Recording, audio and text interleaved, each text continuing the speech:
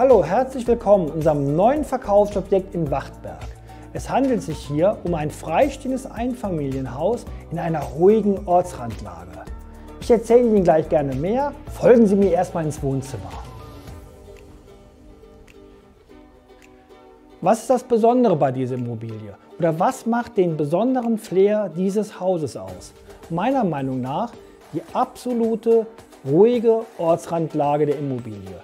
Direkt hinter dem Grundstück beginnen Felder, Streuobstwiesen und der Kottenforst. Ist natürlich ideal, wenn Sie naturnah wohnen wollen, wenn Sie Gartenfreund sind oder wenn Sie einfach nur wollen, dass Ihre Kinder naturnah aufwachsen. Ich stehe hier in der Wohnebene des Hauses im Wohnzimmer. Das Wohnzimmer verfügt über einen hellen Parkettboden und einen wunderbaren Blick über den Garten auf die angrenzenden Felder. Die angrenzende Diele verfügt über einen Kamin, einen separaten Zugang auf die Terrasse, ein Gäste-WC und den Zugang zu einer wirklich gemütlichen Wohnküche. Ein weiterer Pluspunkt des Hauses ist, dass wir auf dieser Ebene ein separates Schlafzimmer mit Parkettboden haben. Und diesem Schlafzimmer ist ein eigenes Badezimmer zugeordnet und das Badezimmer ist mit Badewanne, Toilette und Waschbecken ausgestattet. Im Gartengeschoss haben wir insgesamt 3 Räumlichkeiten. Wir haben ein Schlafzimmer, ein Kinderzimmer und ein zweites Badezimmer. Was ich hier auch super finde, Sie kommen durch einen separaten Zugang von außen in dieses Gartengeschoss. Und die Räumlichkeiten, die schauen Sie sich jetzt mal alleine an.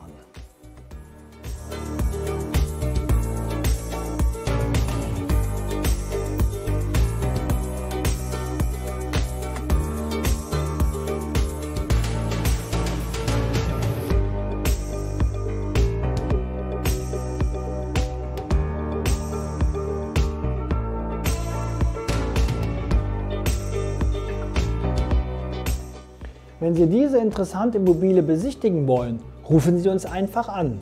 Weitere Informationen finden Sie immer zuerst auf unserer Webseite, bei ivd24immobilien.de und auf unseren bekannten Social Media Kanälen.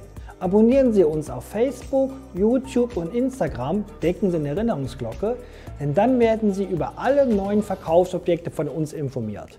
Mein Name ist Martin Kausch von der Firma Schäfer Immobilien GmbH aus Rheinbach und ich freue mich auf unsere gemeinsame Besichtigung. Bis dann!